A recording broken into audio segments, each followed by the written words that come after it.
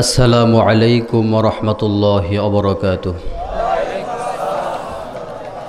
इन्नल हम्दलिल्लाहिल अक्रमुल्लज़ी खलक़ल इंसाना व कर्रमहु मिनल बयानि मा लम यअलम फसुब्हानहु ला युहसा इम्तिनानुहु वला बिल्लिसानि वला बिलक़लम।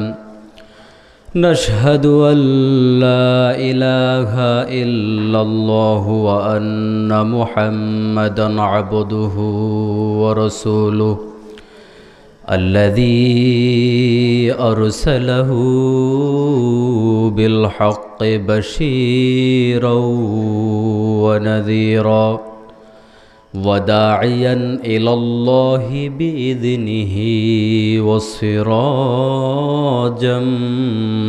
मुनीरा। फ़क़द क़ालल्लाहु तआला फ़ी कलामिहिल मजीद वल फ़ुरक़ानिहिल हमीद। अऊज़ु बिल्लाहि मिनश शैतानिर्रजीम। बिस्मिल्लाहिर्रहमानिर्रहीम। इन्नल्लाहा व मलाइकतहु युसल्लूना अलन नबी या अय्युहल्लज़ीना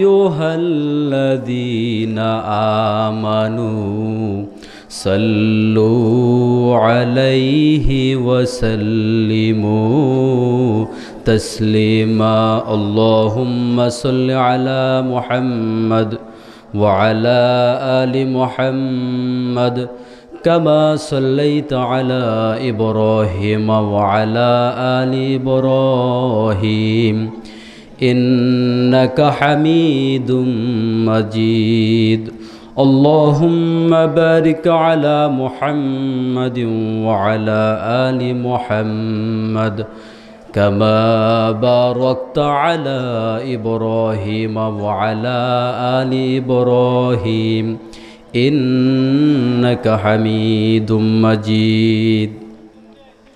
उपस्थित आजकेर এই ময়নামতি বিনন্দিয়ার চর জামে মসজিদ প্রাঙ্গণে আয়োজিত আজকের এই বার্ষিক তাফসিরুল কোরআন মাহফিলের স্বনামধন্য সভাপতি জনাব মোহাম্মদ আব্দুল হক মৃধা সাহেব, আজকের মাহফিলের সম্মানিত প্রধান অতিথি জনাব মোহাম্মদ লালন হায়দার সাহেব, চেয়ারম্যান ৬ নং ময়নামতি ইউনিয়ন পরিষদ, আজকের মাহফিলের সম্মানিত বিশেষ বক্তা বিশিষ্ট ইসলামী চিন্তাবিদ হজরত মাওলানা আনিসুর রহমান আশরাফি সাহেব, আজকের মাহফিলের বিশেষ আকর্ষণ হজরত মাওলানা আলহাজ কারি মোহাম্মদ শাহজাহান সাহিদি।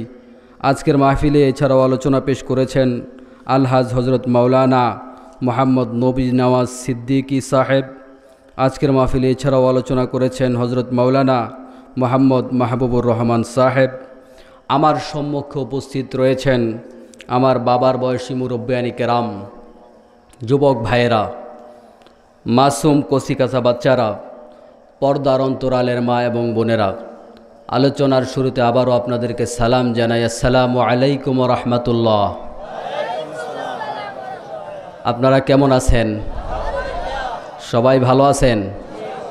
আমরা আলোচনার শুরুতে আল্লাহ রব্বুল ইজ্জাতের দরবারে লাখো কোটি দরুদ, লাখো কোটি শুকরিয়া জ্ঞাপন করি যে মহান মনিব আমাদেরকে আজকের এই বিশাল মাহফিলে এত রাত জেগে কোরআনুল কারীমের প্রেমে মাতোয়ারা হয়ে বসে থাকার তৌফিক দিলেন। এটা কার মেহেরবানি?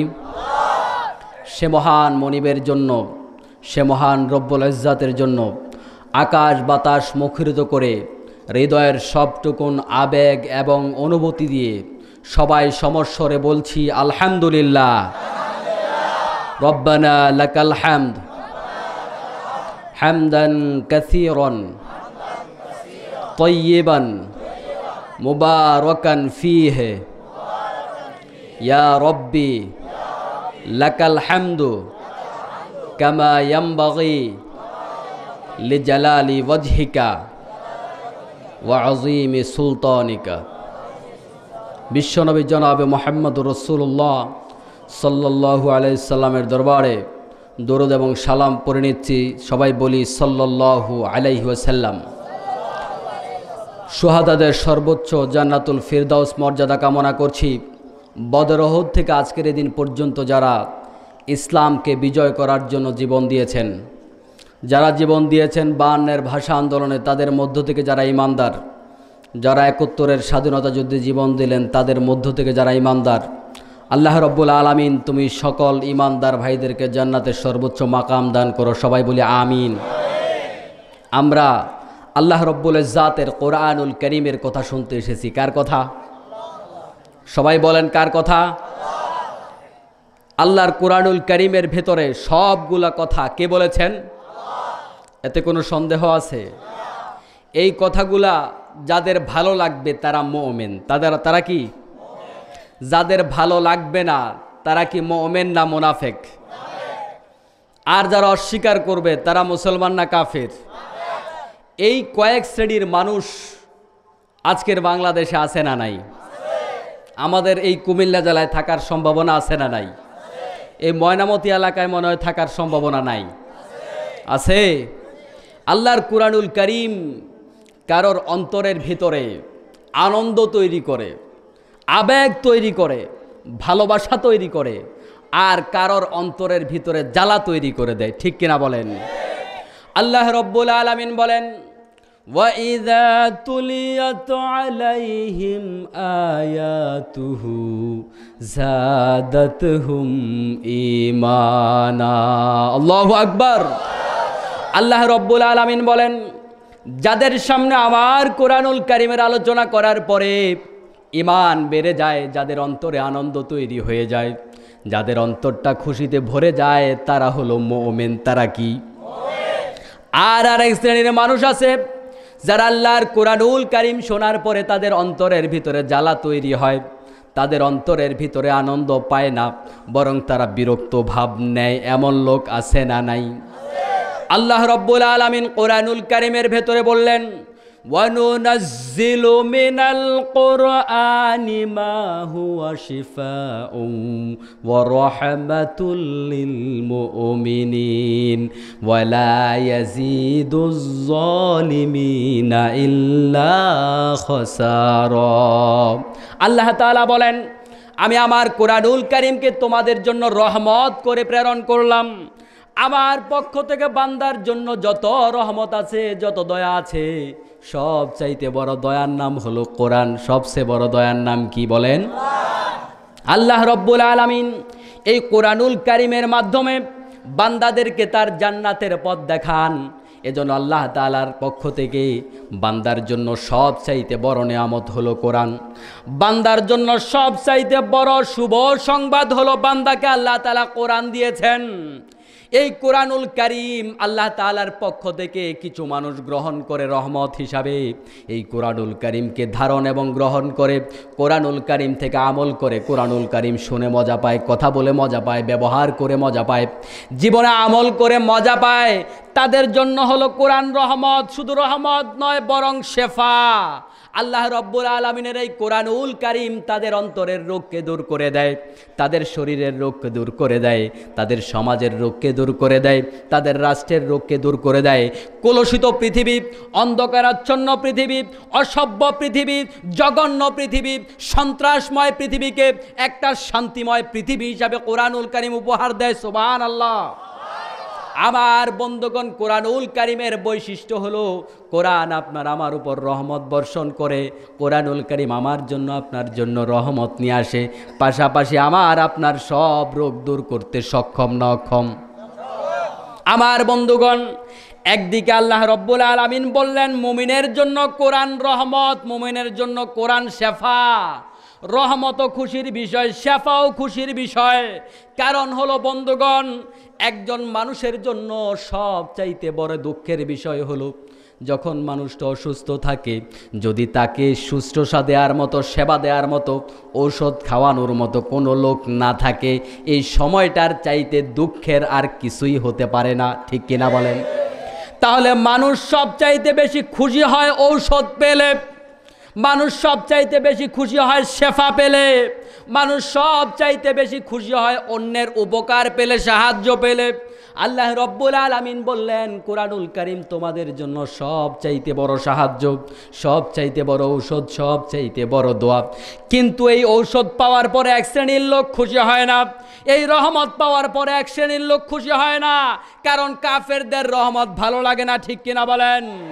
কাফেরদের কাছে ঔষধ ভালো লাগে না। আল্লাহ রব্বুল আলামিন বলে দিলেন, কোরআনুল কারীমেরও দুইটা দিক আছে। কোরআনুল কারীম পেয়ে কিছু মানুষ খুশি হবে, আর কিছু মানুষ রাগ করবে। আল্লাহ তাআলা বলেন, ওয়ালা ইয়াজিদুজ যালিমিনা ইল্লা খাসারা। বরং যারা জালেম তাদের অন্তরে কোরআনুল কারীম রহমতের কোনো আঁচড় ফেলে না।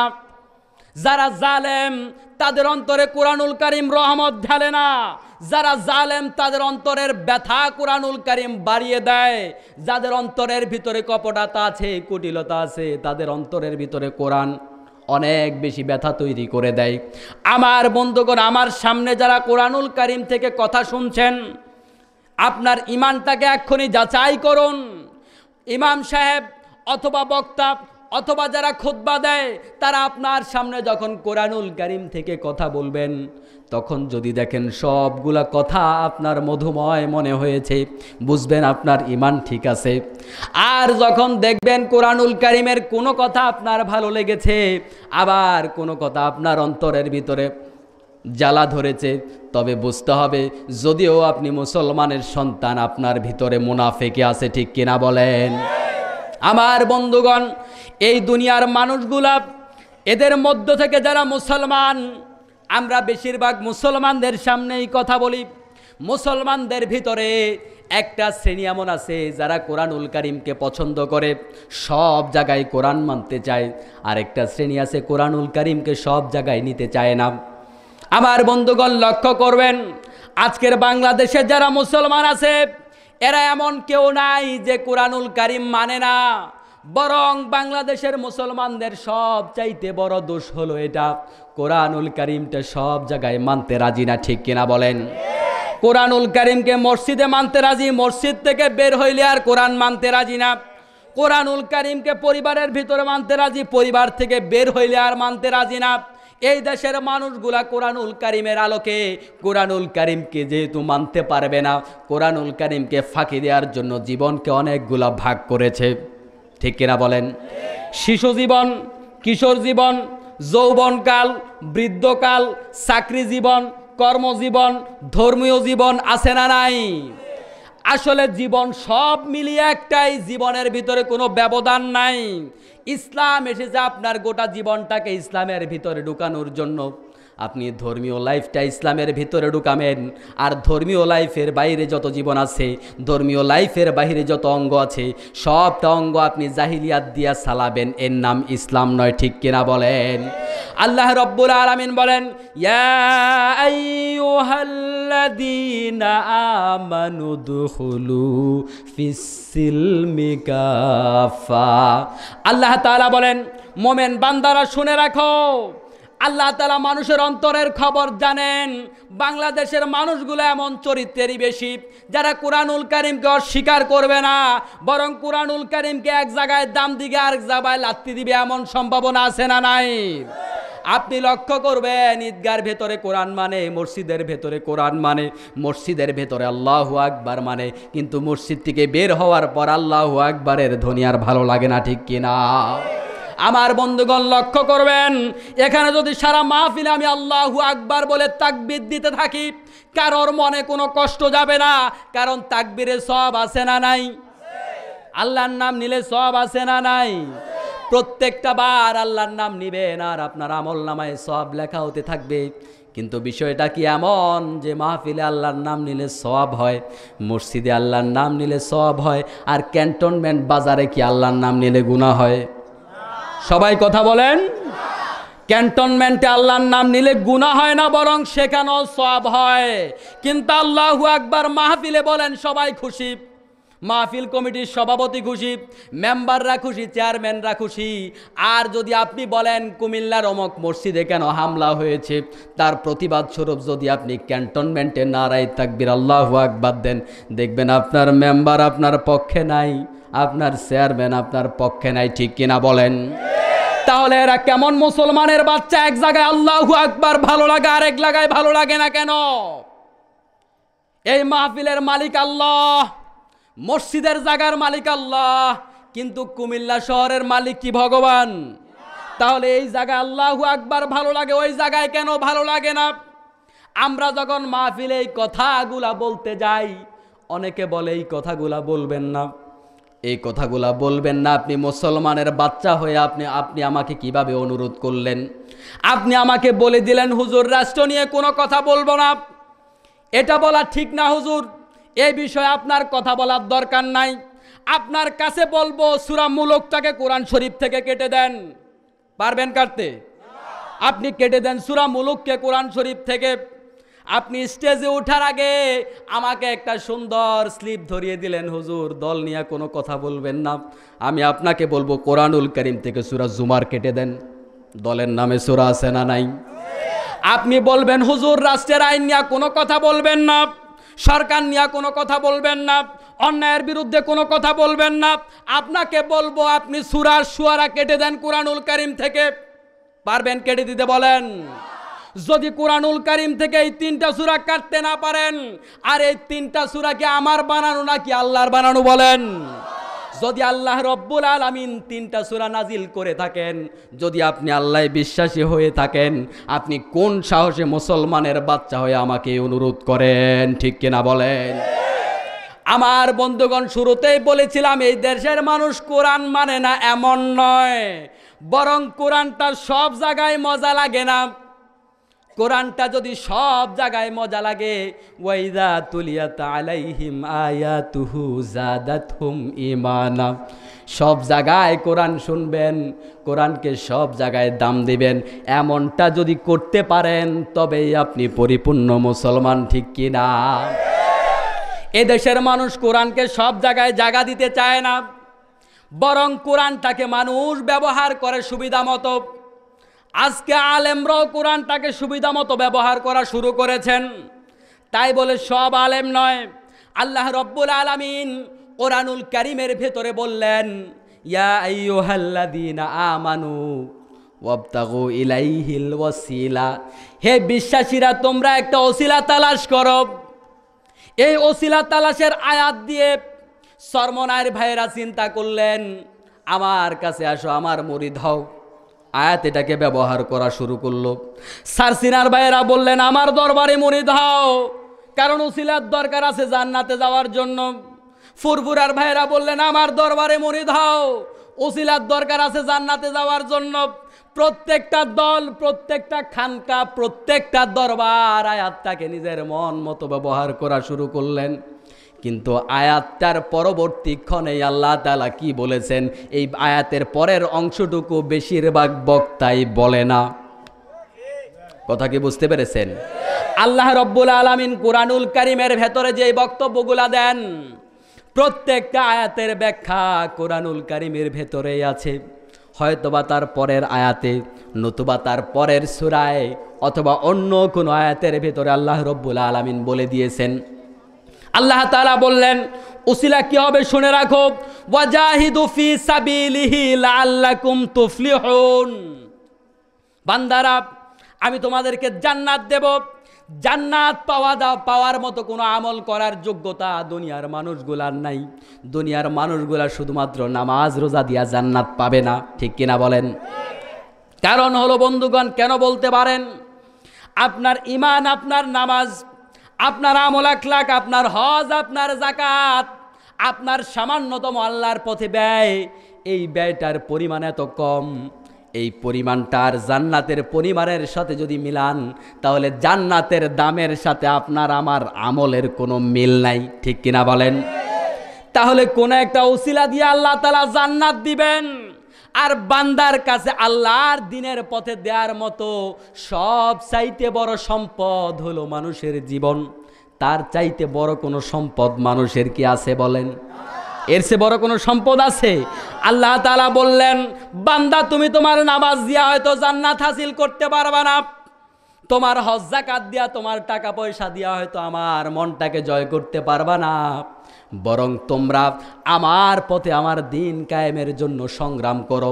এই পথে যদি সংগ্রাম করতে পারো, ওয়াজাহিদু ফি সাবিলিহি, আমার রাস্তায় যদি সংগ্রাম করে করে জীবনটা দিয়ে দিতে পারো, আমি আল্লাহ রব্বুল আলামিন তোমাদের জন্য ওয়াদা দিলাম, তোমার সম্পদ আর জীবন যদি আমার পথে দিতে পারো, আমি আল্লাহ রব্বুল আলামিন এরপরে যেহেতু তোমার কাছে আর দেওয়ার মতো কিছুই নাই, বরং এই সামান্য দানের উসিলা করে আমি আল্লাহ রব্বুল আলামিন 10টা দুনিয়ার মতো বিশাল জান্নাত তোমাকে উপহার দিয়া দেব।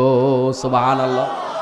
আমার বন্ধুগণ, মানুষের কাছে দেওয়ার মতো জিনিস কম, এজন্য মানুষ উসিলা সেটাকেই গ্রহণ করবে যে কোন জিনিসটা সর্বোচ্চ ত্যাগ, কোন জিনিসটার ভিতরে সব চাইতে বেশি কষ্ট, কোন জিনিসটার ভিতরে সব চাইতে বেশি খরচ, সেটা হলো মানুষের জীবন, ঠিক কিনা বলেন? এরপরে কি আর দেওয়ার মতো কিছু আছে? এজন্য আল্লাহ তাআলা উসিলা চাইলেন, জান্নাতে যদি যেতে চাও তাহলে উসিলা হলো আমার রাস্তায় জীবন দাও। সুবহানাল্লাহ। এখন উসিলাকে চরমনাইওয়ালারাও নিয়ে গেলাম বরিশাল, কেউ নিয়ে গেলাম চট্টগ্রাম, কেউ নিয়ে গেলাম শাহপরানের মাজারে, কেউ নিয়ে গেলাম সেই ঢাকার দেওয়ানবাগ শরীফ, আরো কত জায়গায়। শরীফের তো এখন আর অভাব নাই, ঠিক কিনা বলেন? এদেশের মানুষগুলো অন্যায় মনে হয় যেন জ্যামিতিক হারে, গাণিতিক হারে যত হার আছে সকল হারে অন্যায় বাড়তেছে, ঠিক কিনা বলেন? আমার দেশে একটা কথা আছে, যে দেশে জ্ঞানীর কদর নাই সে দেশে জ্ঞানী কি বলে? এই সামান্য কথাটা জানেন না আপনারা? যে দেশে জ্ঞানীর কদর নাই সে দেশে জ্ঞানী জন্মায় না, ঠিক কিনা বলেন? আজকে হক কথা বলতে গেলে কত বাধা। যেখানে দেওয়ানবাগী বলেছে বিশ্বনবী সাল্লাল্লাহু আলাইহি সাল্লামের মেয়েকে সে বিয়ে করেছে, যেখানে সে বলেছে আমার বেশে আল্লাহ আর সে বসে আছে, খোদা দাবি করেছে, এমন বেয়াদব, এমন নাস্তিক, এমন কাফির মুরতাদকে ঢাকা শহরের বুকে বর্তমান সরকার প্রশাসন বসিয়ে রেখেছে, ঠিক কিনা বলেন? কিন্তু এখানে হক কথা বলা যাবে না, অনুমতি লাগবে। তোমাকে কোন খোদা তৈরি করেছে তুমি অনুমতি দিতে চাও? তার চাইতে বড় বেয়াদব কেউ নাই যে আল্লাহর কোরআনের কথা বলতে অনুমতির প্রসঙ্গ আনবে, ঠিক কিনা বলেন? আমরা কোন ধর্মকে ছোট করতে চাই না। হাজারো জনতা বলেন, আপনারা বাংলাদেশের কোন মন্দিরে পূজা করার জন্য অনুমতি লেগেছে বলেন? কোথায় হিন্দি গান বাজানোর জন্য অনুমতি লেগেছে বলেন? কোথায় জুয়ার আড্ডা বসার জন্য অনুমতি লেগেছে বলেন? মুসলমানের দেশ, মুসলমানের রক্ত দিয়ে এই বাংলাদেশ স্বাধীন হয়েছে। যারা ভিন্ন ধর্মীর তাদের প্রতি সম্মান রেখে বলছি, ভিন্ন ধর্মীর লোকের 1%ও ছিল না মুক্তিযোদ্ধা। মুসলমানের রক্ত করা দেশে মুসলমানরা কোরআনের কথা বলতে অনুমতি লাগবে কেন জানতে চাই, ঠিক না বলেন? আমার বন্ধুগণ, এদের ফেরাউনের কাছ থেকে শিক্ষা নেওয়ার দরকার আছে না নাই? দরকার আছে না নাই? আমার বন্ধুগণ, আল্লাহ রব্বুল আলামিন বললেন উদখুলু ফিস সিলমি কাফা। কোরআনুল কারীমকে সব জায়গায় মানতে হবে, ভালো লাগলেও মানতে হবে, খারাপ লাগলেও মানতে হবে। রাজি আছেন? এবার যে সবাই বললেন না, রাজি আছেন সবাই? আল্লাহ তাআলা আমাদের জিকে কবুল করুক, সবাই বলে আমিন। আমাদের যদি এই ওয়াদার পরে মরণ হয়ে যায়, মরণ আছে না নাই আমাদের? কখন হবে কেউ বলতে পারবেন? এই ওয়াদার পরে যদি মরণ হয়, এই ওয়াদার কারণে, তওবার কারণে আল্লাহ তাআলা হয়তো আমাদের অতীতের সব গুনাহ মাফ করে দিতে পারেন, ঠিক কিনা বলেন? আল্লাহ তাআলা আমাদের সব গুনাহ মাফ করে দাও, সবাই বলে আমিন। আমার বন্ধুগণ, আজকে ইসলামের সব কথা বলা যায় না আর সব কথা মানা যায় না, এটা আপনার আমার সবারই এই রোগ বাংলাদেশে আছে না নাই? সুবিধাজনক কথাগুলা শুনতে পারি, অসুবিধাজনক কথাগুলা শুনতে চাই না। আমার বন্ধুগণ, শুধু সুবিধাজনক কথাগুলা দিয়া তো আল্লাহ তাআলা আপনাকে আমাকে জান্নাত দিবেন না। জান্নাত দিবেন? আল্লাহ রাব্বুল আলামিন কোরআনুল কারীমের ভেতরে বলেন, কুতিবা আলাইকুমুল কিতালু ওয়া হুয়া কুরহুল লাকুম ওয়া আসা আন তাকরাহু শাইআন ওয়া হুয়া খায়রুল লাকুম। আল্লাহ রাব্বুল আলামিন বলেন, আমি তোমাদের উপর আল্লাহর দ্বীনের পথে জিহাদ করা, যুদ্ধ করা, সংগ্রাম করাকে তোমাদের জন্য ফরজ করে দিলাম। এটা তোমাদের কাছে বিরক্ত লাগে। কেমন লাগে? আল্লাহ মানুষের মনের খবর জানে কি জানে না? আল্লাহ বলে যে বিরক্ত লাগে। মাহফিলে যদি বলা হয় একবার সুবহানাল্লাহ বলবেন, জান্নাতে আপনার জন্য এমন একটা গাছ তৈরি হবে, এই গাছের ছায়া কোনোদিন শেষ হবে না। বান্দারা চোখের পানি ফেলে আর অত্যন্ত খুশি, হুজুরটা খুব দারুণ। ঠিক কিনা বলেন? খুব দারুণ হুজুর। আলহামদুলিল্লাহ বললে এত সওয়াব, আল্লাহু আকবার বললে এত সওয়াব, সকাল বিকাল আল্লাহুম্মা আজিরনা মিনান নার বললে জাহান্নাম নাও একেবারে হারাম হয়ে যায়। এরকম সহজ সহজ কায়দাগুলা যখন আমরা আপনাদের সামনে তুলে ধরি, জান্নাতে যাওয়ার সহজ রোড ম্যাপ, সবাই খুব খুশি। কিন্তু আপনাদের কাছে জানতে চাই, বিশ্বনবী জনাবে মুহাম্মদুর রাসূলুল্লাহ সাল্লাল্লাহু আলাইহি ওয়াসাল্লাম, বিশ্বনবীর সাহাবাই কেরাম কি এই হিকমত জানতেন না? জানতেন না? এই সহজ তরিকা মনে ওরা পায় নাই নাকি? যদি এত সহজে বন্ধুগণ জান্নাতে চলে যাওয়া যেত, বিশ্বনবীর দান দান মোবারক শহীদ করতেন না। বিশ্বনবী তার মাথায় হেলমেট বেগে তীর ঢুকাতেন না। বিশ্বনবী তার মক্কা ছেড়ে মদিনায় যেতেন না। হাজারো হাজারো সাহাবায়ে কেরাম জীবন দিতেন না। আবু হানিফা রহমাতুল্লাহ আলাইহি জীবন দিতেন না। আজকে আমরা ইতিহাস জানি না, ইতিহাস না জেনে নিজেকে আবু হানাফি দাবি করি। ঠিক কিনা বলেন?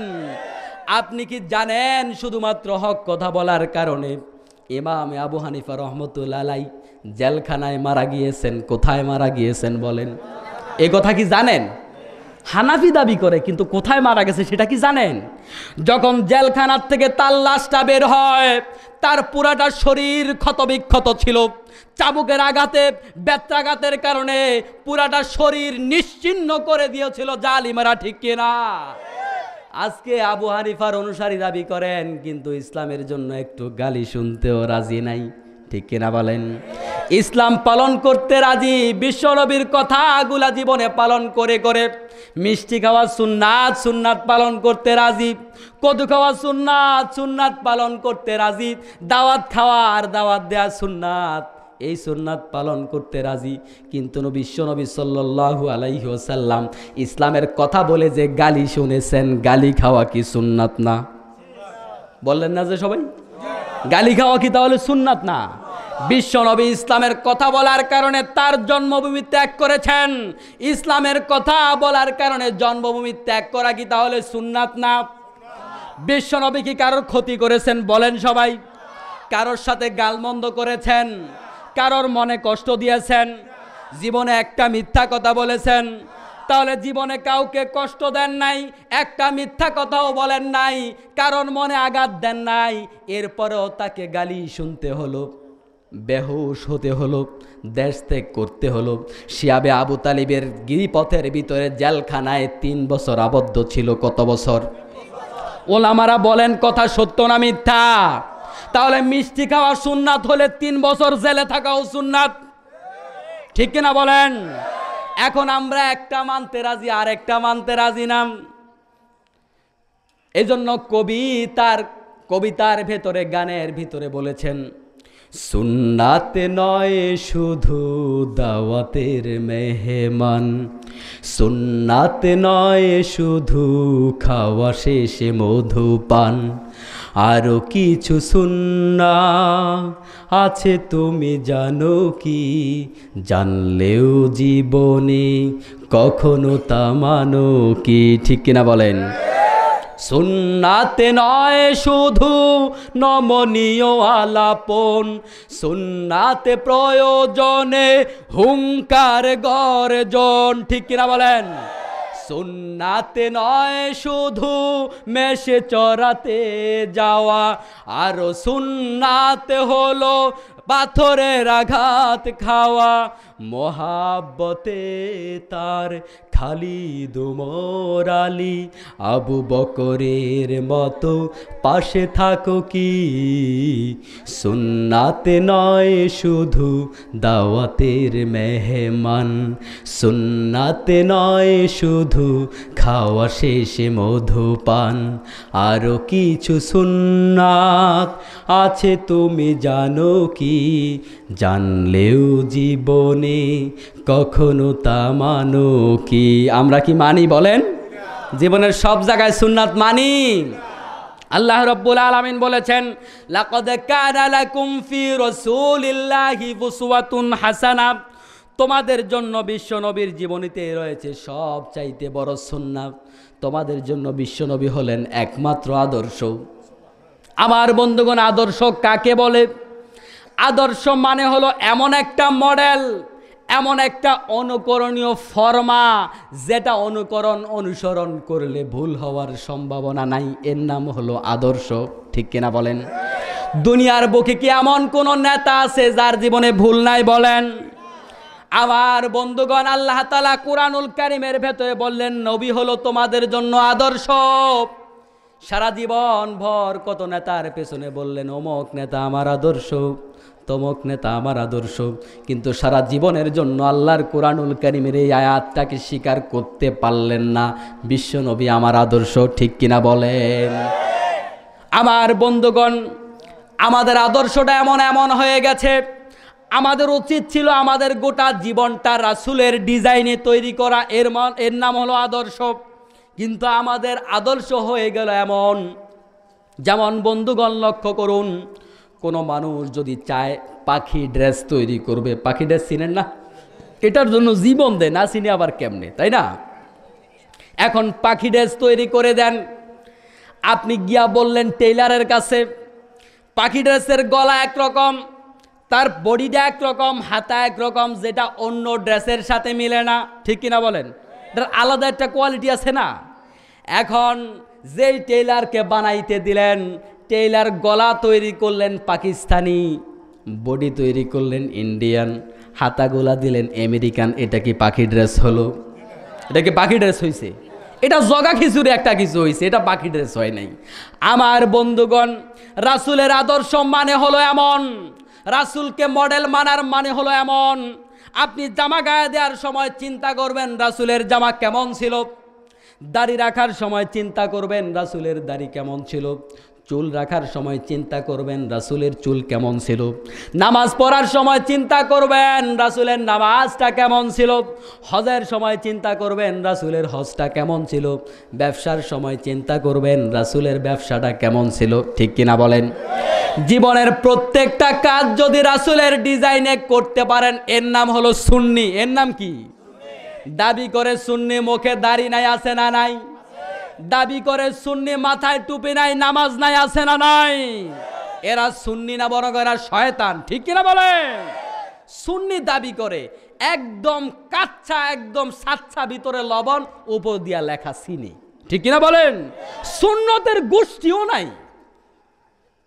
সেই শুহাদায়ে বদর আর কারবালার দিন যখন আসে, মাথায় বাড়ি দেয়, কত কাকুতি মিনতি, কত আবেদন, কত চোখের পানি, কিন্তু যখন শাহবাগে বসে বসে বিশ্বনবীকে কুলাঙ্গার বলেছে, বিশ্বনবীকে যখন গালি দিয়েছে, এই সুন্নিগুলার একটাও গায়ে জ্বালা ধরে নাই। ঠিক কিনা বলেন?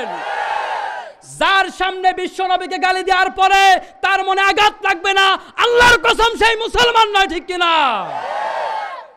বিশ্বনবী বলেছেন, লা ইউমিনু আহাদুকুম হাত্তা আকুনা হাব্বা ইলাইহি মিন ওয়ালিদিহি ওয়া ওয়ালাদিহি ওয়ান নাসি আজমাইন।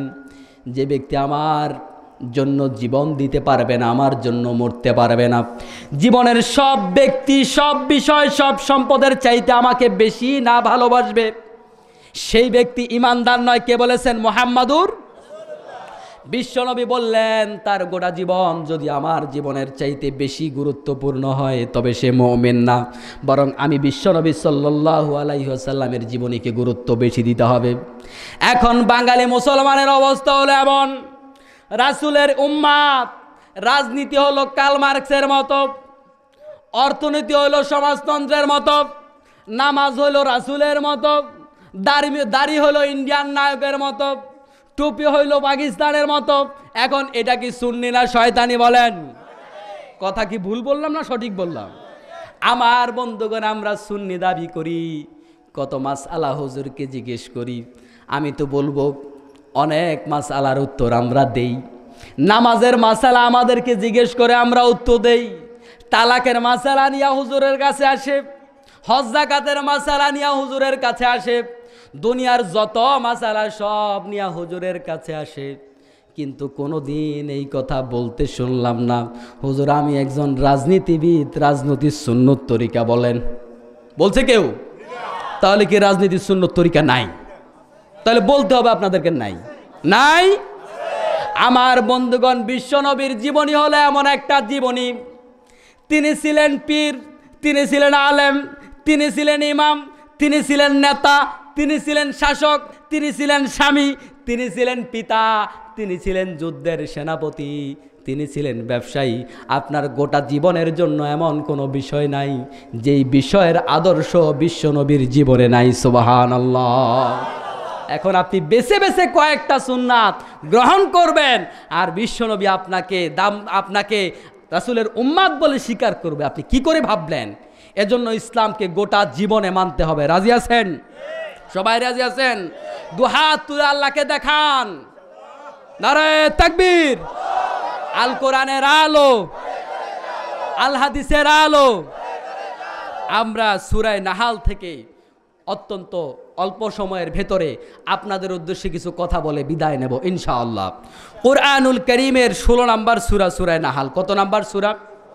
সবাই কথার জবাব দিতে হবে। কত নম্বর সূরা? সূরার নাম কি? সূরা নাহাল। সূরার নাম কি? কুরআনুল কারীমের এই সূরাটি নাজিল হয়েছে মক্কায় বিদায়। এই সূরাকে বলা হয় মাক্কি সূরা। কি সূরা বলেন? আমরা এই সূরার উপরে একটি আয়াতকে কেন্দ্র করে সামান্য সময়ের জন্য কথা বলবো। মক্কায় বিশ্বনবী সাল্লাল্লাহু আলাইহি ওয়াসাল্লাম যখন তার দাওয়াতি মিশন নিয়ে বের হলেন, দাওয়াতি মিশন যখন কাফির মুশরিকরা সহ্য করতে পারছিল না, একটা পর্যায়ে বিশ্বনবী সাল্লাল্লাহু আলাইহি ওয়াসাল্লামকে জুলুম করা শুরু করলো, নির্যাতন করা শুরু করলো।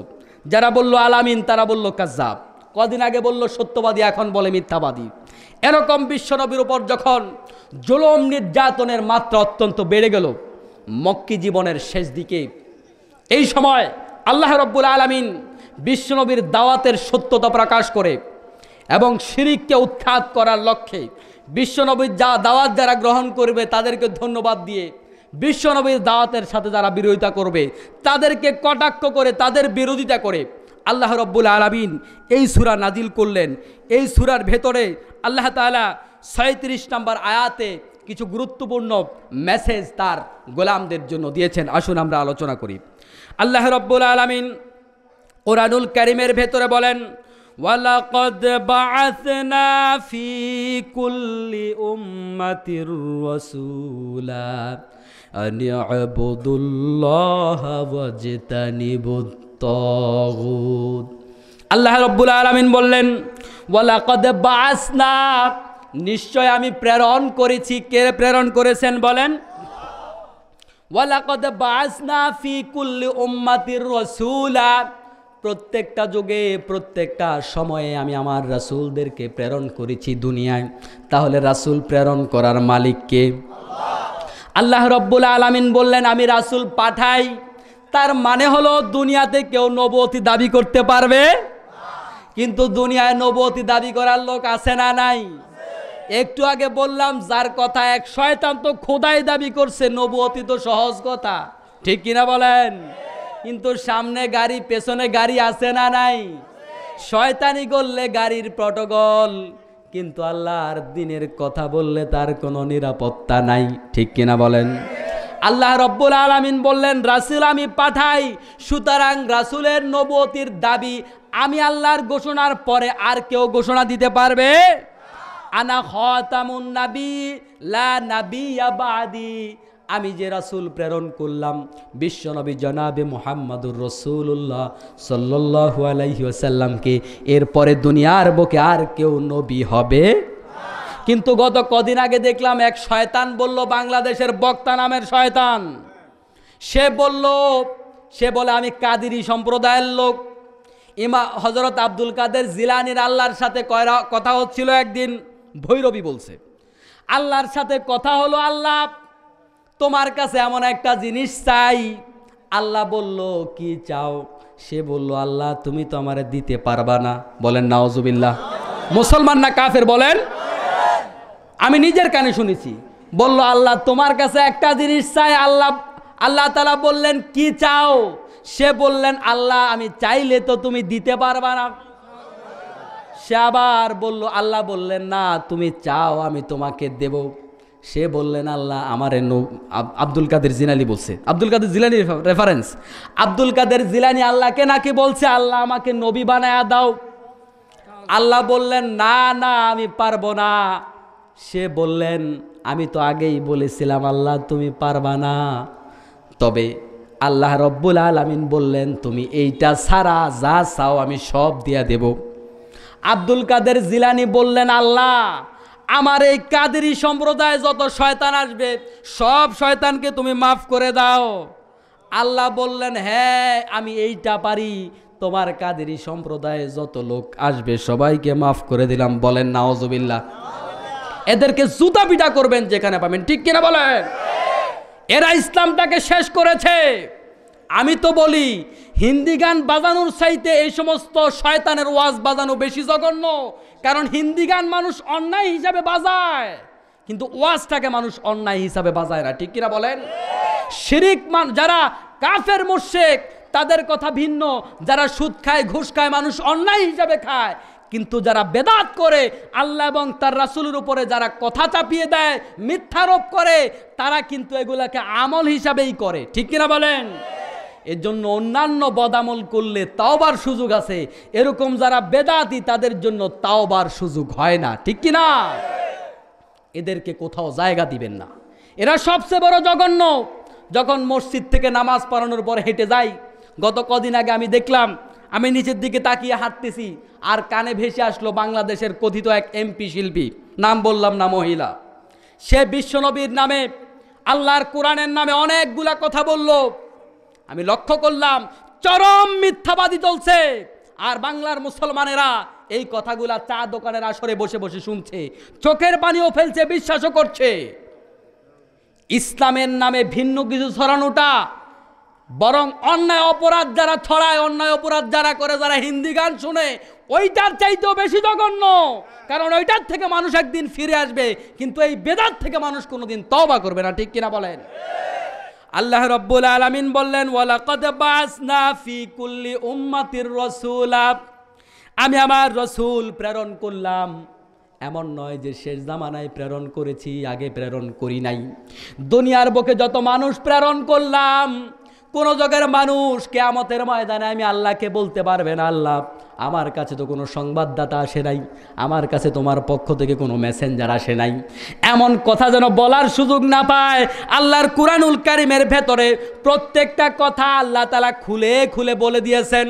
কারণ কিছু নাস্তিক আছে এখানে ভুল ধরতে আসবে যে আল্লাহ সব যুগে নবী দিলেন না কেন?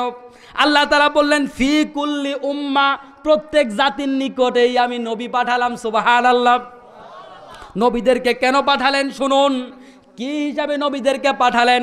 আল্লাহ রাব্বুল আলামিন বলেন, ওয়ামা আরসালনাকা বিল হাক্কি বাশীরাও ওয়া নাযীরা। নবীদেরকে আমি দুইটা জিনিসের দায়িত্ব দিয়ে পাঠালাম। একটা হলো নবীরা জান্নাতের শুভ সংবাদ দিবে, আরেকটা হলো নবীরা জাহান্নামের ভয় দেখাবে।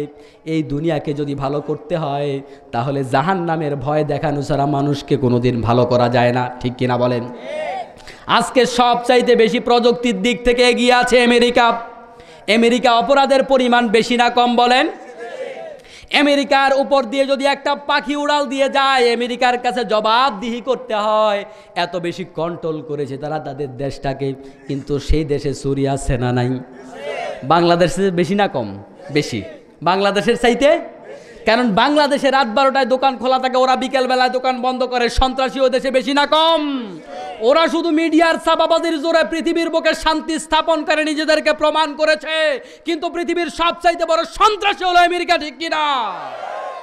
ওরা মানুষকে শান্তির পুরস্কার দেয়, ওরা নোবেল প্রাইজ দেয়, ওরা দুনিয়ার বুকে শান্তি স্থাপনকারী মানুষ হিসাবে মানুষের বুকে বিবাদ মীমাংসা করতে আসে, কিন্তু আজকের পৃথিবীতে সবচাইতে বেশি বিবাদ লাগিয়েছে আমেরিকা, ঠিক কিনা?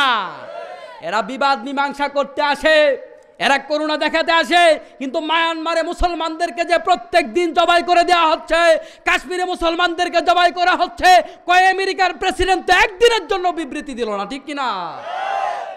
মানবতার ধ্বজাধারী এরা হলো একজন প্রতারক, ঠিক কিনা বলেন?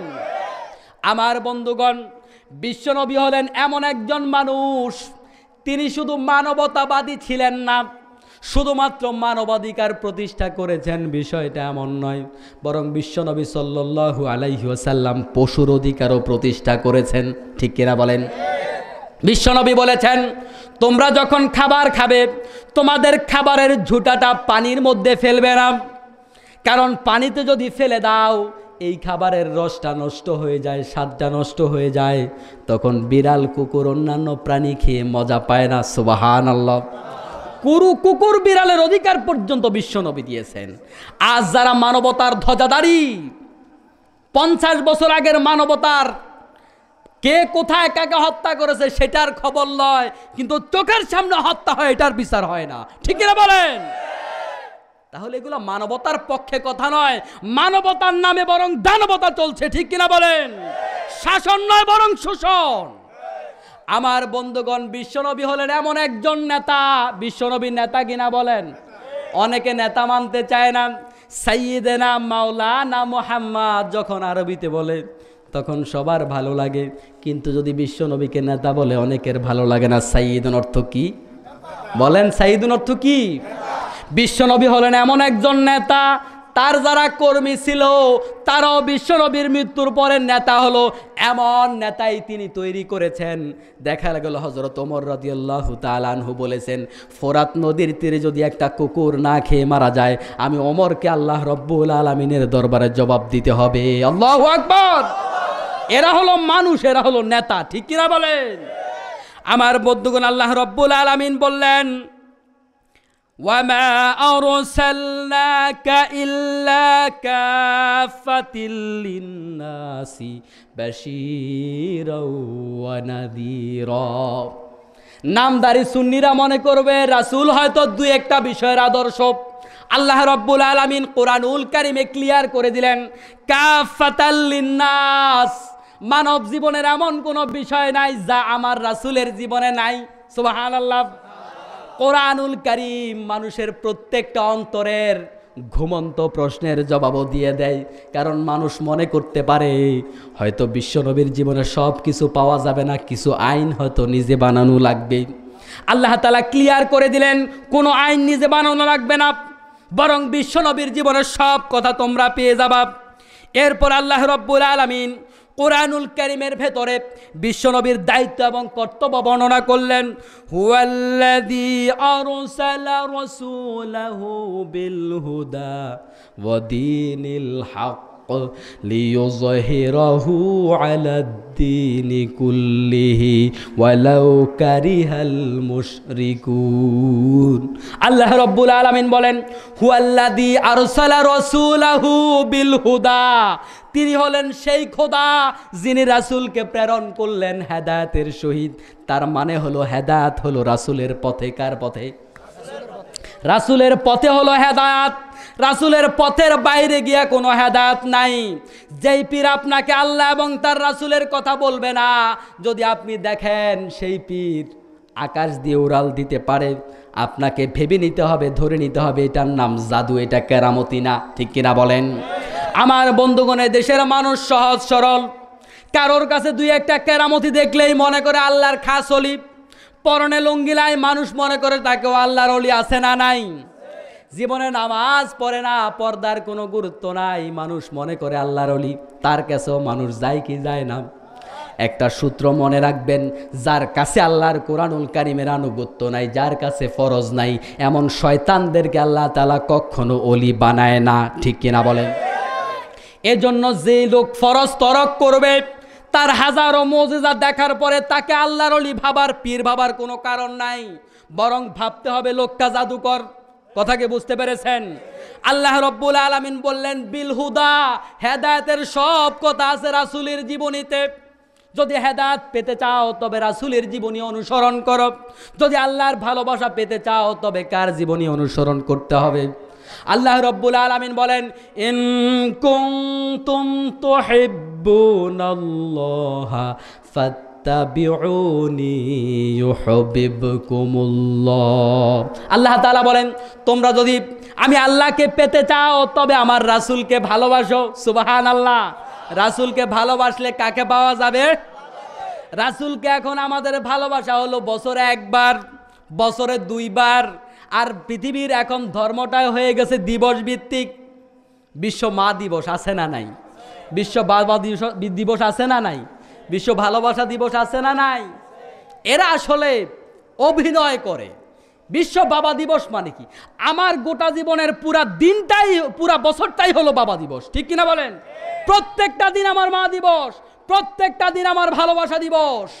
যাদের জীবনে ভালোবাসা নাই, যাদের কাছে বাবার দাম নাই, যাদের কাছে মায়ের দাম নাই, বছর শেষে একদিন ভালোবাসার ভনিতা করে তারা, ঠিক কিনা বলেন? আমাদের জন্মই হয়েছে ভালোবাসা দিয়া। আজকে ভালোবাসা, ভালোবাসা, কথায় কথায় ভালোবাসা, গানে ভালোবাসা, নাটকে ভালোবাসা, অভিনয়ে ভালোবাসা।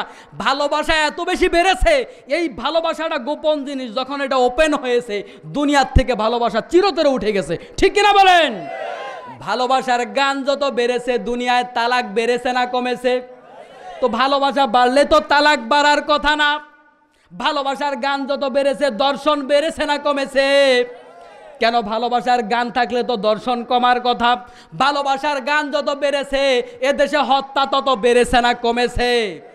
তাহলে প্রত্যেকটা কি ভালোবাসা নাকি ভালোবাসার নামে ছলনা? কোনটা? কথা কি সত্য বললাম না মিথ্যা বললাম? আল্লাহ রাব্বুল আলামিন বললেন হুয়াল্লাযী আরসালা রাসূলাহু বিল হুদা ওয়া দীনিল হক। আমি একটা সত্য দিন দিয়ে পাঠালাম, কারণ দুনিয়ার বুকে এছাড়াও ইসলামের বাইরে দিন আছে না নাই? ইসলামের বাইরেও দিন আছে না নাই? ধর্মনিরপেক্ষ মতবাদ একটা দিন, জাতীয়তাবাদ একটা দিন, কার্ল মার্কসের মতবাদ একটা দিন, মাও সেতুংয়ের মতবাদ একটা দিন। প্রত্যেকটা আদর্শই কিন্তু একটা দিন। কে বলেছেন? আল্লাহ বলেছেন। সামনে আসুন। আল্লাহ রব্বুল আলামিন বললেন আমি সত্য দিন সহকারে নবী পাঠাইলাম, লিউযহিরাহু আলাদ্দীনি কুল্লিহি ওয়ালাউ কারিহাল মুশরিকুন। আমি আমার রাসূলকে পাঠালাম দুনিয়ার বুকে যত মানব রচিত আদর্শ আছে, যত দিন আছে, সব দিনের উপর ইসলামকে বিজয় করবে। সুবহানাল্লাহ।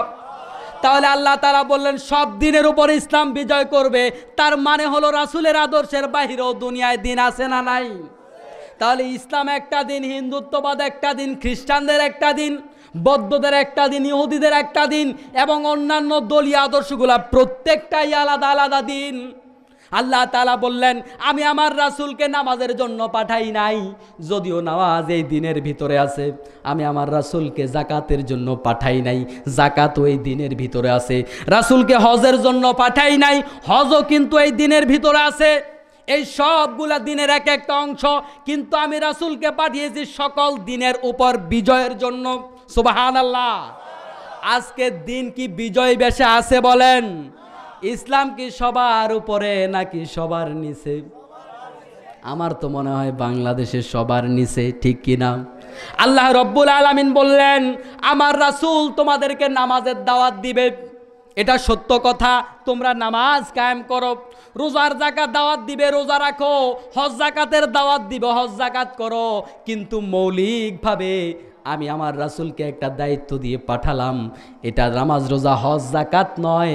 এই হজ যাকাত এটার ভিতরে থাকবে, কিন্তু দিনকে এই পৃথিবীতে বিজয় করার জন্য রাসূলকে পাঠিয়েছি, ঠিক কিনা? কিন্তু আজকে আমাদের মতো সাধারণ মুসলমান যারা আছি, আমরা যারা সাধারণ আলেমরা আছি, প্রত্যেকটা মানুষ নিজে নিজে জান্নাতে যাওয়ার জন্য তৈরি। নিজে ভালো কাজ করে অন্যকে ভালো কাজের কথা বলে না, নিজে নামাজ পড়ে অন্যদেরকে নামাজের কথা বলে না। সেভাবে আমি যেহেতু নামাজ পড়ি আমি নিশ্চিত জান্নাতে যাব, ঠিক কিনা বলেন? আলেমরাও আজকে চুপ, আমি তো বলি হিকমতের নামে আজকে কোরআনুল কারীমকে আস্তে আস্তে কাটতে কাটতে একদম ছোট্ট করে ফেলা হয়েছে, ঠিক কি না? সবার একই বক্তব্য, হুজুর একটু ছোট করেন। কি করেন? ছোট করেন। হুজুর পরে বলেন, আগামীকাল বলেন, পরিবেশ আসুক তারপরে বলেন। কোথায় পেয়েছেন এ কথা আপনি?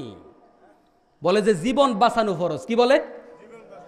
আল্লাহ রব্বুল আলামিন বললেন, ইন্নাল্লাহা আশতারা মিনাল মুমিনিনা আনফুসাহুম ওয়া আমওয়ালাহুম বিআন্না লাহুমুল জান্নাহ।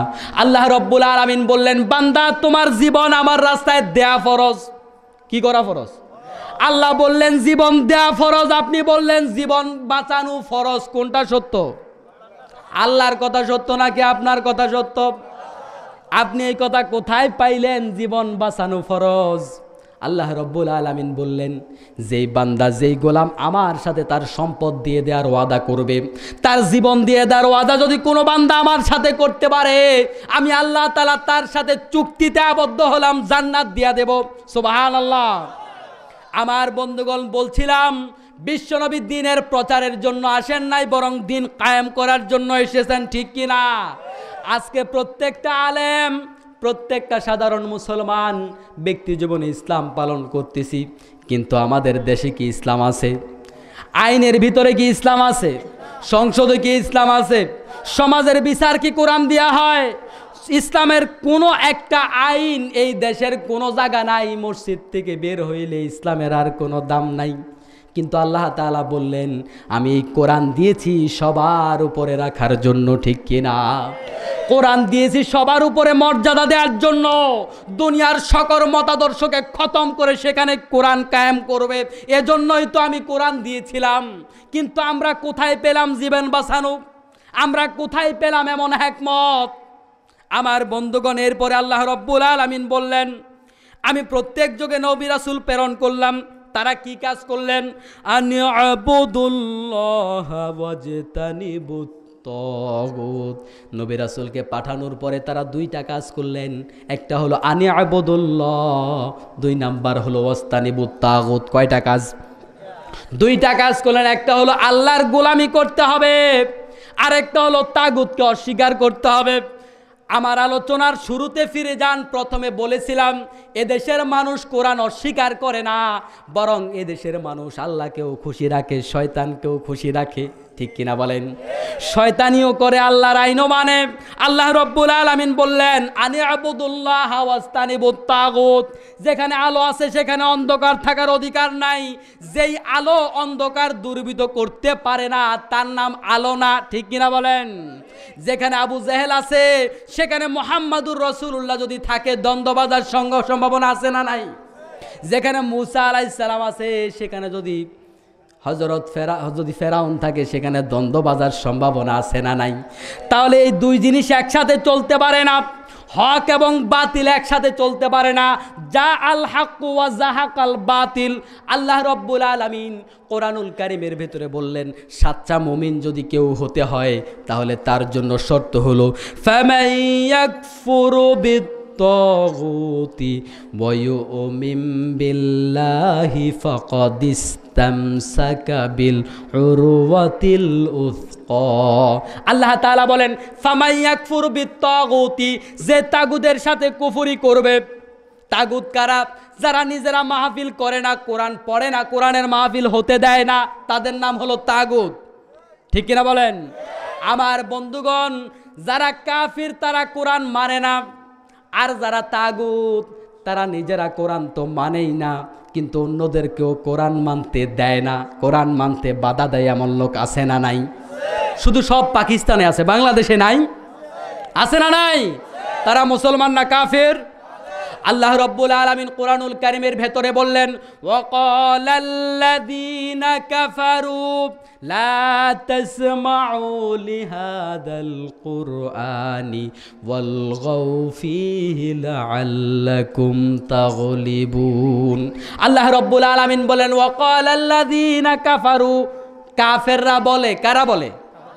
ওয়াকালাল্লাযীনা কাফারু, কাফেররা বলে, লা তাসমাউ লিহাযাল কুরআন, এই কোরআনুল কারীম শুনিও না।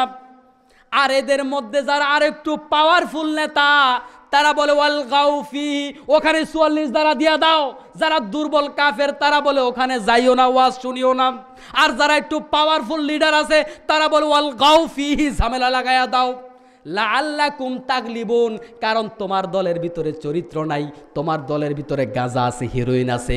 তুমি এদেরকে যদি ফিরাইতে চাও একটা মাত্র পথ, কোরআনে বাধা দাও। ঠিক কিনা বলেন? তারা যদি কোরআন ছেড়ে যায় অবশ্যই তোমার দলে আসবে। তারা যদি গাঁজা খায় তাহলে তোমার দলেই আসবে। তোমার দলের নেতাদের তোমার দল ভারী করার জন্য পুঁজি একটাই, কোরআন থেকে দূরে সরিয়ে দাও। কারণ তোমার কাছে ভালো কিছু নাই যে যোগ্যতা দিয়া তুমি তোমার দলের লোক ভারী করবা। ঠিক কিনা বলেন? আল্লাহ তাআলা আয়াতে শুরু করলেন ওয়াকালাল্লাযীনা কাফারু। এই কথা আল্লাহর কসম কোনো মুসলমান বলতে পারে না। মাহফিলের বিরুদ্ধে কোনো মুসলমান কথা বলতে পারে না। যদি কেউ মাহফিলের বিরুদ্ধে কথা বলে, তার নাম যদি মুসলমানের নাম হয়, তার বাবা যদি মুসলমান হয়, তার দাদা যদি মুসলমান হয়, আল্লাহর কসম সেই মুসলমান নয়। ঠিক কিনা? এই ফতোয়া কি আমার না আল্লাহর? আমার বন্ধুগণ, এই জন্য ইসলামকে, বিশ্ব নবীকে মানতে হবে জীবনের সব জায়গায়। ইসলামকে সবার উপরে জায়গা দিতে হবে। বিশ্ব নবী সাল্লাল্লাহু আলাইহি সাল্লাম আমাদের কাছে আসলেন, আসার পরে বললেন তোমরা আল্লাহর গোলামি করো। গোলামি হবে কার? মানুষ কার গোলাম? সবাই চিল্লায়া বলেন কার গোলাম? আল্লাহর গোলাম বলতে কি কারো লজ্জা লাগে? মানুষের জন্য আল্লাহর গোলামের চাইতে বড় কোনো পরিচয় নাই। সুবহানাল্লাহ। বিশ্বনবী জনাবে মুহাম্মদুর রাসূলুল্লাহ, তার জন্য আল্লাহ তাআলা যে শব্দ ব্যবহার করেছেন আবদুহু ওয়া রাসূলু, তিনিও আল্লাহর গোলাম। এখন কিছু রাসূলের প্রেমিক আছে, বলে আমরা রাসূলের গোলাম। নাউজুবিল্লাহ বলেন। এত বেশি ভালোবাসা দেয়, ওই যে বললাম ভালোবাসা এত ওপেন হয়ে গেছে, এখন এটা নষ্ট হয়ে গেছে। রাসূলকে আমরা রাসূলের গোলাম নয়, বরং রাসূল নিজেও আল্লাহর গোলাম। আল্লাহ রাসূল সাল্লাল্লাহু আলাইহি ওয়াসাল্লাম বললেন আনি আবুদুল্লাহ, আল্লাহর গোলামি করো, আমার গোলামি নয়। আমি যেই কথাগুলো তোমাদের জন্য নিয়ে এসেছি সবগুলা কার কথা? আমার রাসূল সাল্লাল্লাহু আলাইহি ওয়াসাল্লাম আল্লাহ রাব্বুল আলামিনের কথার বাইরে এমন কোনো কথা বললেন না। আল্লাহ তাআলা কোরআনুল কারীমের ভিতরে বলেন মা ইয়ানতিকু আনিল হাওয়া ইন হুয়া ইল্লা ওয়াহয়ুন ইউহা। আমার রাসূল তোমাদের কাছে যত বক্তৃতা দেয়, একটা বক্তৃতাও আমার রাসূলের বানানো না, বরং প্রত্যেকটা কথাই আমি আল্লাহ রাব্বুল আলামিনের। সুবহানাল্লাহ। তাহলে রাসূল আল্লাহর গোলামি করেছেন, আমাদেরকেও আল্লাহর গোলামি করতে হবে। কিন্তু আল্লাহর গোলামি করার পাশাপাশি বাংলাদেশের মুসলমানরা যে শয়তানির গোলামিও করবে, এটা আল্লাহর জানা আছে না নাই? এজন্য আল্লাহ তাআলা একই আয়াতের ভিতরে বলে দিলেন আনি আবুদুল্লাহ ওয়াস্তানিবুত তাগুত, আল্লাহর গোলামি করো কিন্তু তাগুতকে অস্বীকার করতে হবে। তাগুতকে খুশি রেখে যদি আল্লাহর গোলামি করতে চাও, তবে এমন গোলামি আল্লাহ রব্বুল আলামিনের দরকার নাই। ঠিক কিনা বলেন? আল্লাহ রব্বুল আলামিন তার কোরআনুল কারীমের ভিতরে প্রত্যেকটা জায়গায় তাগুতকে আলাদা করে দিয়েছেন। তাগুদের সাথে মুসলমানদের সম্পর্ক থাকতে পারে না, কাফির মুশরিকের সাথে মুসলমানদের কোনো সম্পর্ক থাকতে, কারণ হলো মুনাফিকরা হলো এমন চরিত্রের যারা মুসলমানের লেবাস ধরে ইমানদারদের কাছে, আলেমদের কাছে এসে বলে আমরা মুসলমান, যখন কাফিরদের সাথে মিলিত হয় তখন বলে আমরা কাফের। আছে না নাই? হজ করে আবার মাথায় তিলক পরে এমন মানুষ আছে না নাই বলেন? তাহলে এক জায়গায় মুসলমানের পরিচয় দিল, আরেক জায়গায় গিয়া কাফের সাজদা, আসলে সে মুনাফিক। আসলে কি? মুনাফিকরা মুসলমানদের জন্য, ইসলামের জন্য কাফেরদের চাইতেও বেশি বেশি মারাত্মক। ঠিক কিনা বলেন? কারণ মুনাফিকদেরকে দেখতে মুসলমানের মতোই মনে হয়, কাফিরদেরকে কাফির চেনা যায়, কিন্তু মুনাফিক দেখতে কার মতো? মুসলমানের মতো। কার মতো? আব্দুল্লাহ ইবনে উবাই দেখতে মুসলমানের মতো, রাসূলের মতো লেবাস ছিল, রাসূলের মতো টুপি, দাড়ি, পাঞ্জাবি সব ছিল, রাসূলের পেছনে ইক্তেদা করত, রাসূলের পেছনে নামাজ পড়তো, কিন্তু ইসলামের জন্য সব চাইতে বড় ক্ষতি করেছে তারা। ঠিক কিনা বলেন? তারাই লেবাসটা ব্যবহার করে শুধুমাত্র ইসলামটাকে ধ্বংস করার জন্য। মাহফিলে আসার পরে বলে হুজুররা এগিয়ে যান, আমরা আপনাদের সাথে আসি, হাত নাড়া দিয়ে যায়। আছে না নাই? আপনাদের সাথে আসি, 50,000 টাকা দিয়ে গেলাম, মাহফিল চালান। আবার যখন পাশে মমতাজের আড্ডা হয় তখন গিয়া 5 লাখ টাকা দিয়া বলে আপনারা চালান, এদেশে মৌলবাদের কোনো জায়গা নাই। আছে না নাই? মনে হয় ভয় পেয়েছেন আপনারা, যেও বলতে পারেন না। এমন লোক বাংলাদেশে আছে না নাই? এখানে 50,000 টাকা দিয়ে আলেমদের কিনতে চায়, ওই জায়গায় 5 লক্ষ টাকা দেয় বাতিলদেরকে কায়েম করার জন্য। এরাই মুনাফিক, ঠিক কিনা বলে? যারা মসজিদ আল্লাহু আকবার মানে আর আল্লাহু আকবারের ধ্বনি বাইরে গেলে বিরক্ত লাগে, এরাই হলো মুনাফিক। আমার বন্ধুগণ, বিশ্বনবী বললেন আনে আবুদুল্লাহ ওয়াস্তানিবুত তাগুত, তাগুদের সাথে অস্বীকার করতে হবে, তাগুদের সাথে কুফরি করতে হবে। আর এই কথাটা আল্লাহ রব্বুল আলামিন দৈনিক আমাদেরকে 5 বার, প্রত্যেক দিন একবার করে আমাদেরকে আল্লাহ তাআলা ওয়াদাটা নেন। যারা ইশারের নামাজে পড়ে, সালাতুল ফিতির পড়েন, ওয়ানাখলাউ ওয়ানাতরুকু মাইয়াফজুরুকা, আল্লাহ তোমার নামের কসম করে ওয়াদা করতেছি আগামীকাল সকাল থেকে আমার বামপন্থীদের সাথে সম্পর্ক নাই। ওয়াদা কার সাথে? যারা শিরিক করে তাদের সাথে সম্পর্ক নাই, মাজার পূজারীদের সাথে সম্পর্ক নাই, বেদাতীদের সাথে সম্পর্ক নাই, মানব রচিত আদর্শের সাথে কোনো সম্পর্ক নাই। আল্লাহ তোমার কাছে আজকে এশারের নামাজ পড়ে ওয়াদা করলাম। প্রত্যেকটা দিন আল্লাহর সাথে ওয়াদা করেন, কিন্তু সকালবেলা আবার তাদের সাথে মিলিত হয় কি হয় না? কারণ বান্দা কি ওয়াদা করে সেই কথা বান্দাও জানে না, ঠিক কিনা বলেন? আমার বন্ধুগণ, আল্লাহ রব্বুল আলামিন বললেন 2 জিনিস একসাথে হবে না, বরং প্রথমে অন্তর থেকে জালিমকে ঝেড়ে ফেলে দিতে হবে। আমরা যে কালিমা পড়ি, লা ইলাহা ইল্লাল্লাহু মুহাম্মাদুর রাসূলুল্লাহ, লা ইলাহা মানে হলো কোনো ইলাহ। আপনার মাথা থেকে, আপনার অন্তর থেকে আগে ঝেড়ে ফেলে দেন, আল্লাহর উপর বিশ্বাস পড়ে। আগে হলো আমার অন্তরের ভিতরে কোনো ইলাহ নাই, আমার অন্তরে কোনো সৃষ্টিকর্তা নাই, আমার অন্তরের ভিতরে কোনো বিধানদাতা নাই, আমার অন্তরের ভিতরে কোনো আইনদাতা নাই, আমার অন্তরের ভিতরে কোনো মদতদাতা নাই, আমার কাছে কোনো সাহায্যকারী নাই, আমার কাছে আল্লাহ ছাড়া আর কাউকে আমি পরোয়া করি না। এটা আগে অন্তরের ভিতরে স্থাপন করতে হবে, ঠিক কিনা? আল্লাহ তাআলার কাছে এই সাক্ষ্য নয় যে আল্লাহ তোমার উপর ঈমান আনলাম, বরং অন্তর থেকে আগে ঝেড়ে ফেলে দেন লা ইলাহা, কোনো ইলাহ। কারণ হলো একটা কলসি যদি ভরা থাকে, এই ভরা কলসির ভিতরে ছিল পচা পানি, এর উপরে আপনি যতই মধু ঢালেন কাজ হবে, খুব দামি যদি পানি ঢালেন কাজ হবে, হাউজে কাউসারের পানি দিলেও তো কাজ হবে না, কারণ এটা পরিপূর্ণ। কথা কি বুঝতে পেরেছেন? যদি আপনি আয়না এখানে জমজম কূপের পানি দেন, দেখবেন পানি পড়ে গেছে, কারণ এটা পরিপূর্ণ। এজন্য আগে কলসিটাকে খালি করতে হবে, তারপরে যা রাখেন তাই জায়গা হবে। ইসলাম কবুল করার আগে, ইসলামকে পালন করার আগে মানব রচিত যত আদর্শ আছে সব মাথা থেকে ঝেড়ে ফেলতে হবে, ঠিক কিনা বলেন? এরপরে আপনি মানবেন আল্লাহকে এবং তার রাসূলকে, তবেই আপনি পরিপূর্ণ মুসলমান। কিন্তু মাথার ভিতরে যদি কালমার্ক্স রাখেন, মাথার ভিতরে যদি মানব রচিত আদর্শ রাখেন, সেখানে আল্লাহকেও যদি জায়গা দেন, আল্লাহ অপবিত্র জায়গায় থাকে না, ঠিক কিনা বলেন? আল্লাহ রব্বুল আলামিন বললেন আনে আবুদুল্লাহ ওয়াস্তানিবুত তাগুত, জীবনের প্রতিটা পরতে আল্লাহর আনুগত্য করতে হবে। 2-1 জায়গায় আল্লাহর আনুগত্য করবে এমন নয়, আরেক জায়গায় যদি আল্লাহর বিরোধিতা করো, এমনটা যদি কোনো মানুষ করে, আল্লাহ রব্বুল আলামিন বলেন যে ব্যক্তি আমার কুরআনুল কারীম থেকে মুখ ফিরিয়ে নেবে, ওয়ামান আ'রাযা আন যিকরি ফাইন্না লাহু মাঈশাতান যানকা। আল্লাহ রাব্বুল আলামিন বলেন, কোনো কাজ করার সময়, কোনো আমল করার সময় যদি আমার কুরআনুল কারীম থেকে মুখ ফিরিয়ে নেয়, জীবনের কোনো একটা অংশের ক্ষেত্রে যদি আমার কোরআনকে না মানে, এক জায়গায় কোরআন মানে আরেক জায়গায় কোরআন মানে না, এমন যদি করে, তার জন্য দুনিয়ায়ও শাস্তি আছে, আখিরাতেও আছে না নাই? এরপর আল্লাহ রাব্বুল আলামিন বলেন ফামিনহুম মান হাদাল্লাহু ওয়া মিনহুম মান হাক্কাত আলাইহি যালালা।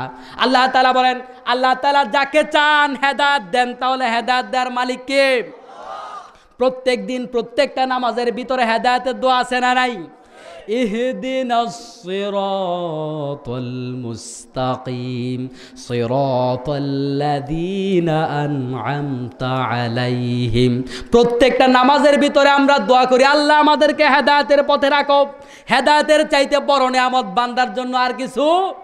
বিশ্বনবী বলেছেন প্রত্যেকটা নামাজের পরে তোমরা এই দোয়া করো, রব্বানা লা তুযিগ কুলুবানা বা'দা ইয হাদাইতানা ওয়া হাব লানা মিন লাদুনকা রাহমাতান ইন্নাকা আনতাল ওয়াহ্হাব।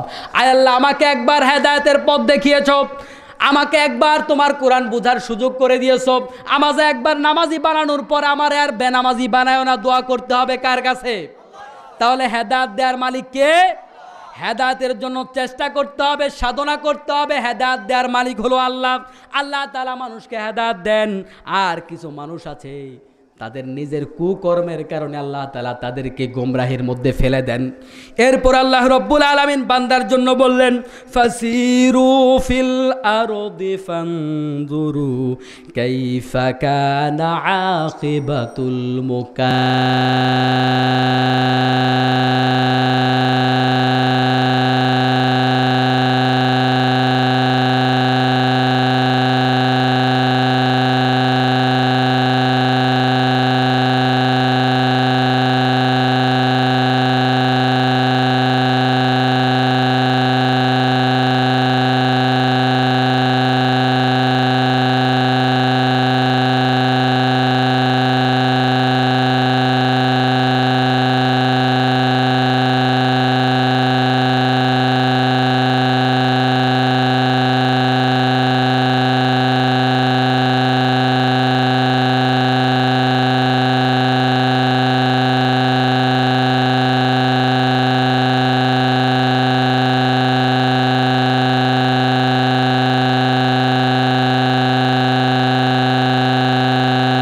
সুবিধাজনক হলেও কোরআন মানবেন, যদি কষ্ট লাগে তাতেও কোরআন মানবেন।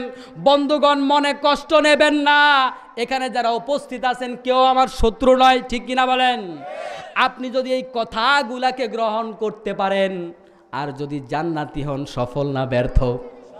কিন্তু এই কথাগুলাতে যদি আপনি মনে কষ্ট নেন, আল্লাহর কোরআনের সাথে যদি দূরত্ব করেন, আর যদি জাহান্নামী হন, কষ্টটা আপনি পাবেন নাকি আমি পাবো? ঠিক কিনা বলেন? এজন্য আসুন আমরা এই ওয়াদা করি, তাওবা করি, আজকে মোনাজাত করে আল্লাহর কাছে বিদায় নেব। আয় রব, আজকে ওয়াদা করলাম অতীত জীবনের সবগুলা গুনাহ তুমি মাফ করে দাও। আজকের থেকে আমরা তোমার বিধানের বাহিরে অন্য যত বিধানই আসুক আমাদের সামনে, অতীতে অপরাধ করেছি, কিন্তু আজকে ওয়াদা করলাম আল্লাহ তোমার কথার উপরে দুনিয়ার কারোর কথা, কোনো নেতার কথা, কোনো গোষ্ঠীর কথা, অর্থনীতির কথা, কোনো কিছুর কথাকে আমরা গুরুত্ব দেব না। আল্লাহ রব্বুল আলামিন আমাদেরকে তৌফিক দান করুন। সবাই বলে আমিন। হাদা মা ইনদি ওয়াল ইলমু ইনদাল্লাহি আলাইহি তাওয়াক্কালতু ওয়া ইলাইহি উনীব। আসসালামু আলাইকুম ওয়া রাহমাতুল্লাহ। আপনাদের কোনো কথা আছে কমিটির পক্ষ থেকে? কমিটির কোনো কথা না থাকলে মনে সবাই দুরূদ শরীফ। মুহাম্মদ কামা সাল্লাইতা আলা ইব্রাহিম ওয়া আলা আলি ইব্রাহিম ইন্নাকা হামিদুম মাজিদ।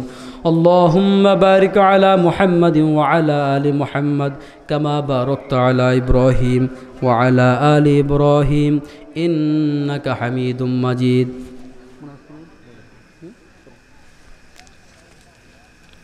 আল্লাহুম্মা আমিন। ربنا ظلمنا أنفسنا وإن لم تغفر لنا وترحمنا لنكونن من الخاسرين ربنا آتنا في الدنيا حسنة وفي الآخرة حسنة وقنا عذاب النار। আয় রব্বুল আলামিন, আয় মাওলাই করিম, গভীর রজনীতে তোমার কিছু গোলামদেরকে নিয়ে আল্লাহর কুরআনুল কারীম থেকে কিছু কথা বলে আর শুনে আল্লাহ তোমার দরবারে দুটো হাত তুলে ধরেছি কাঙ্গালের মতো, ভিক্ষুকের মতো করে। আয় রব্বুল আলামিন, তুমি দয়া করে আমাদের সবার হাতগুলাকে কবুল আর মঞ্জুর করে নাও।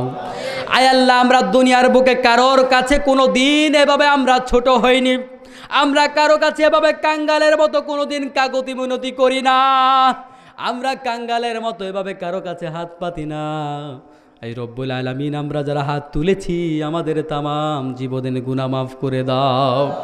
এই রব্বুল আলামিন, শয়তানের ওয়াসওয়াসায় পড়ে গুনাহ করেছি, সগীরা গুনাহ করেছি, কবিরা গুনাহ করেছি, শিরকি গুনাহ করেছি, বিদআতি গুনাহ করেছি, জেনে করেছি না জেনে করেছি। মাবুদ, সব গুনার জন্য আজকে তোমার কাছে স্বীকৃতি দিয়ে দিলাম। আয় আল্লাহ, আমরা যত গুনাহ করেছি, যত পাপ করেছি, দয়া করে আমাদের তামাম জীবনের গুনাহগুলো তুমি মাফ করে দাও। আয় রব্বুল আলামিন, এই মুহূর্তে মনে পড়ে গেল আমাদের জনম দুঃখিনী মা বাবার কথা।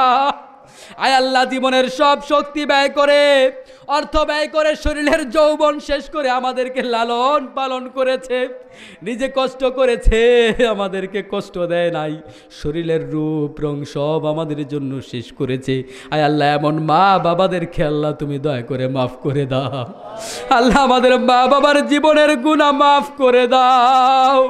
আল্লাহ, যাদের মা বাবা কবর দেশে চলে গেছে, জনম দুঃখিনী একটা মাত্র নাম মা, যাদেরকে আল্লাহ আমরা গোরস্থানে শোয়ায়ে রেখেছি, পুকুর পাড়ে মসজিদের সামনে শোয়ায়ে রেখেছি, সেই মাকে আর মা বলে ডাকতে যারা পারে না, সেই জনম দুঃখিনী মায়ের কবরটাকে জান্নাত বানিয়ে দাও। আয় রব্বুল আলামিন, যাদের বাবা কবর দেশে চলে গেছে, বাবার কবরটাকে তুমি জান্নাত বানিয়ে দাও। আয় রব্বুল আলামিন, আমাদের কাছের আত্মীয়, আমাদের ভাই বোন, আত্মীয় স্বজন, পাড়া প্রতিবেশী, দাদা দাদি, নানা নানি, আল্লাহ যারা যেখানে কবরে চলে গেছেন, মাবুদ গো সবাইকে তুমি দয়া করে মাফ করে দাও। আজকের মাহফিল যারা আয়োজন করলেন আর যারা শোনার জন্য আসলেন, রব্বুল আলামিন, আজকের মাহফিল কিয়ামতের কঠিন মুসিবতের সময় আমাদের জন্য যখন কোনো সাহায্যকারী থাকবে না, যখন মানুষ হাবুডুবু খাবে, যখন মানুষ উলঙ্গ থাকবে, যখন মানুষ দিশেহারা থাকবে, যখন মানুষ পথহারা থাকবে, সেই কঠিন মুসিবতের সময় আজকের এই মাহফিল আমাদের জন্য নাজাতের ওসিলা তুমি বানিয়ে দাও। আয় রব্বুল আলামিন, আমরা যারা মাহফিলে আসলাম, আমাদের তামাম জীবনের গুনাহ মাফ করে দাও। মা বোনেরা যারা আল্লাহ বাড়ির থেকে পর্দার অন্তরাল থেকে হাত তুললেন, মা বোনদের জীবনের গুনাহগুলা তুমি মাফ করে দাও। রব্বুল আলামিন, মাহফিলে যারা সহযোগিতা করলেন, তাদের সহযোগিতা কবুল করে নাও। যারা বুদ্ধি দিলেন, পরামর্শ দিলেন, যারা অর্থ দিয়ে সহযোগিতা করলেন, রব্বুল আলামিন, আমাদের অর্থ সহযোগিতা বুদ্ধিকে তুমি কবুল আর মঞ্জুর করে নাও। রব্বুল আলামিন, বিশেষ করে মাহবুব ভাই থেকে শুরু করে তার বংশের লোকেরা, আশপাশের লোকেরা, ব্যবসায়ীরা, বিভিন্ন শ্রমজীবী পেশাজীবীরা, যারা যেভাবে সহযোগিতা করলো, আয় আল্লাহ তুমি সবার সহযোগিতা কবুল করে নাও। আয় রব্বুল আলামিন, দয়া করে তুমি আমাদের দেশটার উপর খাস রহমত বর্ষণ করে দাও। এই দেশ যারা চালায় তাদেরকে তুমি রহমত দিয়ে ঢেকে দাও। আয় রব্বুল আলামিন, তাদের উপর তোমার খাস খাস হেদায়েত দিয়া ভরে দাও। এদেশের পুলিশ, বিজিবি, আর্মি যারা যেখানে দেশের জন্য খাটছেন, তাদের ইমানটাকে তাদের অন্তরটাকে ইমান দিয়া ভরে দাও। রব্বুল আলামিন, তাদেরকে আবু বকরের মতো, ওমরের মতো শাসক হিসাবে কবুল করে নাও। আয় রব্বুল আলামিন, আমরা যারা হাত তুললাম, আমাদের অভাব অনটন দূর করে দাও, পারিবারিক দ্বন্দ্ব দূর করে দাও, সামাজিক কলহ দূর করে দাও। এই দেশটাকে তোমার কোরআনের দেশ বানিয়ে দাও আল্লাহ। আয় রব্বুল আলামিন, কোরআনের কথা বলার কারণে কোরআনের পাখিরা মাজলুম। রব্বুল আলামিন, তুমি তো দেখছো।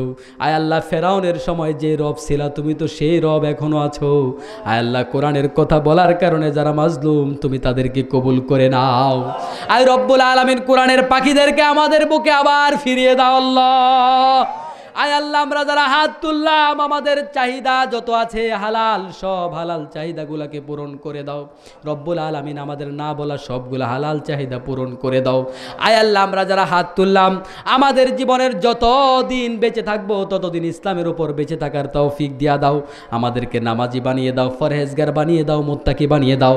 আমাদের সন্তানদেরকে আল্লাহ আমাদের চক্ষু শীতলকারী বানাও।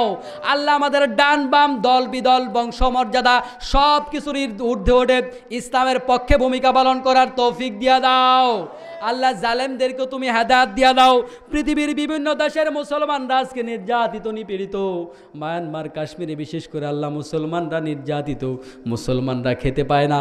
মাবুদ, তুমি মুসলমানদের উপর তোমার খাস রহমত দিয়া দাও। আল্লাহ, মুসলমানদের মধ্যে ঐক্য দিয়া দাও। আমাদের অন্তরের ভেতরে তোমার কোরআনের ভালোবাসা দিয়া দাও, তোমার হাবিবের ভালোবাসা দিয়া দাও, তোমার ভয় দিয়ে আমাদের অন্তরটাকে তুমি দয়া করে ভরে দাও। আয় রব্বুল আলামিন, এছাড়াও মাহফিল কমিটির সভাপতি সহ যারা কমিটিতে আছেন, আই গ্রামের মসজিদ কমিটি থেকে শুরু করে এই গ্রামবাসীর উপর তোমার খাস রহমত নাজিল করে দাও। এই গ্রামের যেখানে কবরস্থান আছে, কবরস্থানবাসীকে তুমি মাফ করে দাও। আয় রব্বুল আলামিন, এই দেশের ভিতরে আল্লাহ তোমার কোরআনের হাওয়া চালু করে দাও। কোরআনের বাংলাদেশ হয়েছে, এমন বাংলাদেশ আমাদেরকে দেখে যাওয়ার তৌফিক দিয়ে দাও। কোরআনের কথা যারা বলছেন, তুমি তাদেরকে আল্লাহ হেফাজত করো। রব্বিরহামহুমা কামা রব্বায়ানি সগীরা, রব্বিরহামহুমা كما ربياني صغيرا وصلى الله تعالى على خير خلقه محمد وآله أجمعين برحمتك يا أرحم الراحمين. السلام عليكم.